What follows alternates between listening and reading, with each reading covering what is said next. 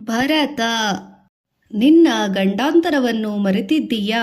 ಅಯೋಧ್ಯ ಪಟ್ಟಣವೆಲ್ಲವೂ ಶ್ರೀರಾಮನ ಪಟ್ಟಾಭಿಷೇಕಕ್ಕಾಗಿ ಬಹು ಸುಂದರವಾಗಿ ಸಿಂಗಾರಗೊಂಡಿತು. ಎಲ್ಲೆಡೆಯೂ ತಳಿರು ತೋರಣಗಳು, ಸಡಗರ ಸಂಭ್ರಮ ಕಂಡುಬಂದವು. ಸಂಗೀತ, ನರ್ತನ, ಗೋಷ್ಠಿಗಳು ಸಿದ್ಧವಾದವು. ಬ್ರಾಹ್ಮಣರು ವೇದಮಂತ್ರಗಳನ್ನು ಜಪಿಸುತ್ತಿದ್ದರು. ಪಟ್ಟಾಭಿಷೇಕ್ತನಾದ ರಾಮನನ್ನು ಕಾಣಲು ಜನಗಳು ಉತ್ಸಾಹದಿಂದ ಕಾದಿದ್ದರು. ಕೈಕೆಯ ದಾಸಿಯರಲ್ಲಿ ಒಬ್ಬಳು ಮಂಥರೆ ಎಂಬುವಳು. ಅವಳ ಕೈಯಲ್ಲಿ ಸದಾ ಕೈಕೆಯ ಜೊತೆಯಲ್ಲಿರುವವಳು. ಅವಳಲ್ಲಿ ಕೈಕೆಯು ಬಹಳ ಪ್ರೀತಿ. ಅವಳಿಗೆ ಶ್ರೀರಾಮನಿಗೆ ಪಟ್ಟಾಭಿಷೇಕ ಎಂದು ಕೇಳುತ್ತಲೇ ಸಂಕಟ. ತನ್ನ ಯಜಮಾನಿ ಕೈಕೆ ಮಗನಿಗೆ ರಾಜ್ಯವಿಲ್ಲ, ಕೌಸಲ್ಯ ಇನ್ನು ರಾಜನ ತಾಯಿ ಎನಿಸಿಕೊಳ್ಳುತ್ತಾಳೆ ಎಂದು ದುಃಖವಾಯಿತು. ಅವಳು ಕೈಕೆಗೆ ದುರ್ಬೋಧನೆ ಮಾಡಿದಳು. ಎಲೆ ಮೂಡೆಯಾದ ದೇವಿಯೇ, ಬಂದ ಗಂಡಾಂತರವನ್ನು ಅರಿಯದೆ ಮೈಮರೆತಿದ್ದೀಯಾ? ನಿನ್ನ ಪತಿ ದಶರಥನು ಮಹಾಕಪಟಿ. ಸಮಸ್ತವನ್ನು ಕೌಸಲ್ಯ ಅಧೀನ ಮಾಡುತ್ತಿದ್ದಾನೆ. ನಾಳೆ ಆಕೆ ಮಗನಿಗೆ ಪಟ್ಟಾಭಿಷೇಕ. ಇದಕ್ಕಾಗಿ ನಿನ್ನ ಮಗ ಭರತನನ್ನು ಸೋದರ ಮಾವನ ಮನೆಗೆ ಕಳುಹಿಸುವ ನೆಪದಲ್ಲಿ ದೂರ ಮಾಡಿದ್ದಾನೆ. ದಶರಥನು ನಿನಗೆ ಪತಿಯಾದ ಮಹಾಶತ್ರು ಎಂದು ಹೇಳಿ ಅತ್ತಳು. ಶ್ರೀರಾಮ ರಾಜನಾಗುತ್ತಾನೆ ಎಂದು ಕೇಳಿ ಕೈಕೆಗೆ ಹಿಡಿಸಲಾರದಷ್ಟು ಸಂತೋಷವಾಯಿತು. ಎಂತಹ ಸಂತೋಷದ ಸುದ್ದಿ ತಂದೆ ಎಂದು ಮಂಥರೆಗೆ ಒಂದು ಒಡವೆಯನ್ನು ಬಹುಮಾನವಾಗಿ ಕೊಟ್ಟಳು. ಮಂಥರೆಯು ಅವಳಿಗೆ, ನಿನಗೆ ಬುದ್ಧಿ ಇಲ್ಲ. ರಾಮನು ರಾಜನಾದರೆ ನೀನು ಒಬ್ಬ ಸೇವಕಿಯಾಗುತ್ತೀಯಾ? ಅಷ್ಟೇ ನಿನಗಾಗಲಿ, ನಿನ್ನ ಮಗನಾಗಲಿ ಗೌರವ ಉಂಟೆ, ಪದವಿ ಉಂಟೆ ಎಂದಳು. ಕೈಕೆಯು, ಮಂಥರೆ, ಶ್ರೀರಾಮನು ಎಲ್ಲ ರೀತಿಗಳಲ್ಲೂ ರಾಜನಾಗುವ ಯೋಗ್ಯತೆಯನ್ನು ಪಡೆದವನು. ನನ್ನನ್ನು ತನ್ನ ತಾಯಿಯ ಹಾಗೆ ಪ್ರೀತಿಸುತ್ತಾನೆ. ಅವನು ರಾಜನಾದರೆ ಭರತನೇ ರಾಜನಾದಂತೆ ಎಂದು ಉತ್ತರ ಹೇಳಿದಳು. ಆದರೂ ಮಂಥರೆ ಬಿಡುವವಳಲ್ಲ. ಅಂತೋ ಕಡೆಗೆ ರಾಮನು ರಾಜನಾಗುವುದು ತನಗೆ ಭರತನಿಗೂ ಕೇಡು ಎಂದು ಕೈಕೆಯಿಗೆ ನಂಬುವಂತೆ ಮಾಡಿದಳು. ರಾಮನಿಗೆ ಸಿಂಹಾಸನ ದೊರೆತಂತೆ ಮಾಡಿ ಭರತನನ್ನು ರಾಜನಾಗಿ ಮಾಡುವುದು ಹೇಗೆ ಎಂದು ಕೈಕೆಗೆ ಚಿಂತೆಯಾಯಿತು. 2 ವರಗಳು. ಮಂಥರೆ ದಾರಿ ತೋರಿಸಿದಳು. ಹಿಂದೊಮ್ಮೆ ದೇವತೆಗಳಿಗೂ ರಾಕ್ಷಸರಿಗೂ ಯುದ್ಧವಾದಾಗ ದಶರಥನು ದೇವತೆಗಳ ಪರವಾಗಿ ಯುದ್ಧ ಮಾಡಿದ. ರಣರಂಗದಲ್ಲಿ ಏಟಿನಿಂದ ದಶರಥ ಮೂರ್ಛೆ ಹೋದ. ಕೈಕೆ ಅವನ ರಥವನ್ನು ನಡೆಸಿ ಅವನನ್ನು ಕಾಪಾಡಿದಳು. ದಶರಥನು ಅವಳ ಸಹಾಯವನ್ನು ಮೆಚ್ಚಿಕೊಂಡು, ನೀನು ಕೇಳಿದಾಗ 2 ವರವನ್ನು ಕೊಡುತ್ತೇನೆ ಎಂದು ಮಾತು ಕೊಟ್ಟ. ಮಂಥರೆ ಇದನ್ನು ಕೈಕೆಗೆ ಜ್ಞಾಪಿಸಿದಳು. ದೇವಿ, ಈಗ ನಿನ್ನ ಮಗ ಭರತನಿಗೆ ರಾಜ್ಯಾಭಿಷೇಕವು, ರಾಮನಿಗೆ ದೇಶತ್ಯಾಗವು ಆಗುವ ಉಪಾಯವೊಂದನ್ನು ಹೇಳುತ್ತೇನೆ ಕೇಳು. ಹಿಂದೆ ದೇವದಾನವರ ಯುದ್ಧದಲ್ಲಿ ನಿನ್ನ ಪತಿಯು ನಿನಗೆ 2 ವರವನ್ನು ನೀಡಿದ್ದರು. ಒಂದು ವರದಿಂದ ಭರತನಿಗೆ ಪಟ್ಟಾಭಿಷೇಕ ಮಾಡಿಸು, ಮತ್ತೊಂದು ರಾಮನಿಗೆ 14 ವರ್ಷ ವನವಾಸವಾಗುವ ಹಾಗೆ ಮಾಡು. ಈಗ ನೀನು ಅಂತಃಪುರದಲ್ಲಿ ಕೋಪಗೃಹದಲ್ಲಿ ಕೊಳೆಯಾದ ಬಟ್ಟೆಯನ್ನುಟ್ಟು ದುಃಖ ಮಾಡುತ್ತಿರು.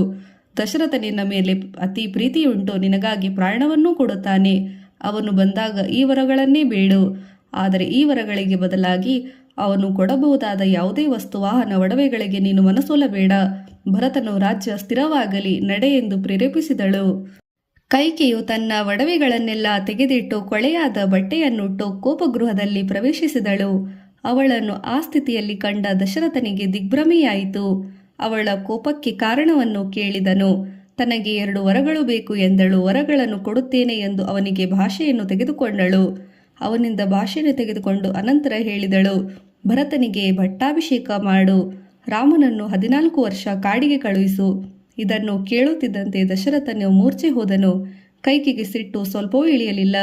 ದಶರಥನು ಕೈಕೆ ಕುರಿತು, ಎಲೆ ಪಾಪಿಷ್ಟಿ, ಇಂತಹ ಕಠಿಣವಾದ ವರಗಳನ್ನು ಬೇಡಿದೆ. ನಾನು ನನ್ನ ಕೇಡಿಗಾಗಿ ನಿನ್ನನ್ನು ಮದುವೆಯಾದೆನೆಂದು ಕಾಣುತ್ತದೆ. ರಾಮನಿಲ್ಲದೆ ನಾನು 1 ನಿಮಿಷವೂ ಬದುಕಲಾರೆ. ಈ ದುಷ್ಟ ಬುದ್ಧಿಯನ್ನು ಬಿಡು ಎಂದು ಅನೇಕ ವಿಧವಾಗಿ ಹೇಳಿದನು, ಬೇಡಿಕೊಂಡನು. ಆದರೆ ಕೈಕೆ ತನ್ನ ಹಠಮಾರಿತನ ಬಿಡಲಿಲ್ಲ.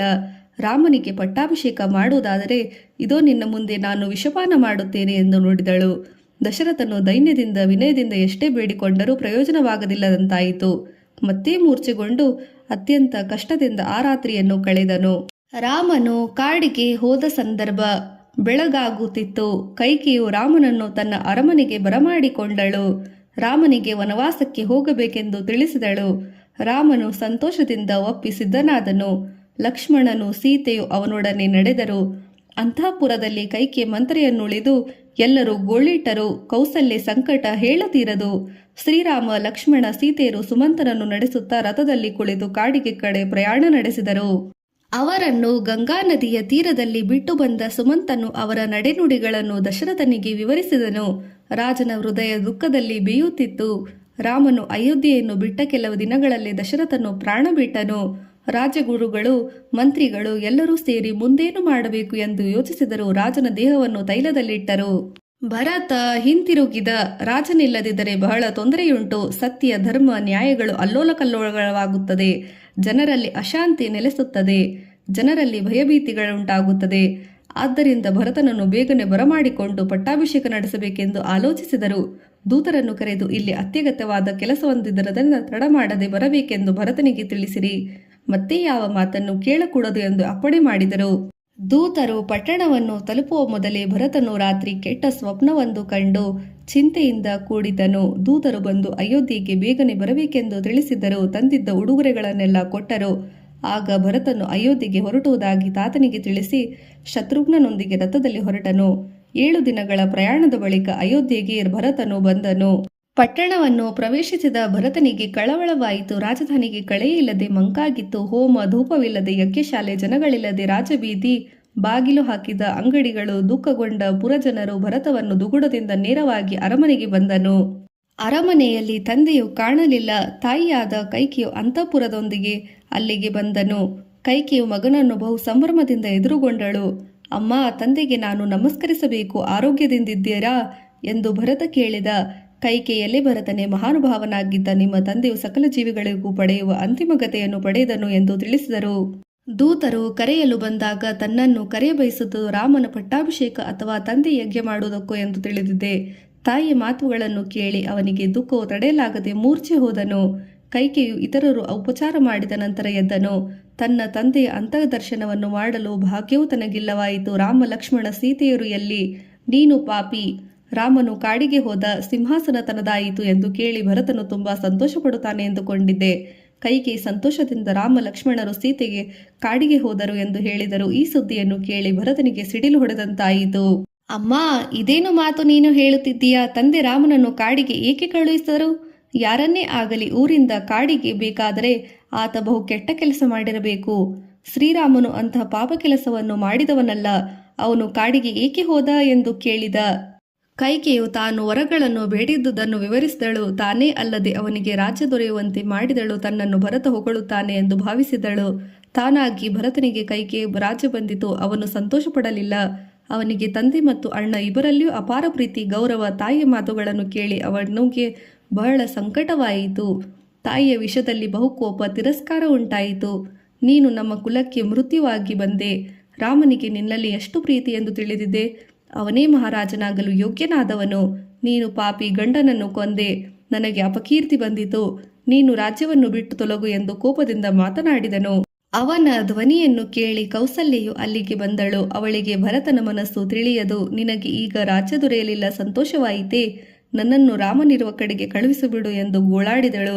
ಭರತನ ಸಂಕಟ ಇನ್ನೂ ಹೆಚ್ಚಿತು. ತಾಯಿ, ನನ್ನನ್ನು ಹೀಗೇಕೆ ನಿಂದಿಸುತ್ತೀಯಾ? ಶ್ರೀರಾಮನಲ್ಲಿ ನನಗೆ ಎಷ್ಟು ಭಕ್ತಿ ಪ್ರೀತಿ ನಿನ್ನ ಕಾಣೆಯಾ? ನನಗೆ ಅವನು ಕಾಡಿಗೆ ಹೋಗುವ ವಿಷಯ ತಿಳಿಯದು ಎಂದು ಹೇಳಿ ದುಃಖದಿಂದ ಬಿದ್ದುಬಿಟ್ಟನು. ಅವನನ್ನು ಕೌಸಲ್ಯೆ ಸಮಾಧಾನ ಮಾಡಿದಳು. ವಶಿಷ್ಠರ ಅಪ್ಪಣೆಯಂತೆ ಭರತನು ತಂದೆ ಉತ್ತರ ಕ್ರಿಯೆಗಳನ್ನು ಮಾಡಿದ. ಅವನಿಗೆ ತಡೆಯಲಾರದ ಸಂಕಟ ಅಂತಃಕ್ರಿಯೆಗಳು ಮುಗಿದವು. ಮಾರನೇ ದಿನ ಬೆಳಗಾಗುತ್ತಿದ್ದಂತೆ ಎಂದಿನಂತೆ ಮಂಗಳವಾದ್ಯಗಳು ಮೊಳಗಿದವು. ದುಃಖಗೊಂಡಿದ್ದ ಭರತನಿಗೆ ಅವನ ಕಿವಿಯನ್ನು ಕತ್ತಿಯಿಂದ ಸೀಳುವಂತೆ ತೋರಿತು. ಅವನು ಕೂಡಲೇ ವಾದ್ಯಘೋಷವನ್ನು ನಿಲ್ಲಿಸಿ, ನಾನೇನು ರಾಜನಲ್ಲ ಎಂದು ಹೇಳಿ ಆ ವಾದ್ಯಗಳನ್ನು ನಿಲ್ಲಿಸಿದನು.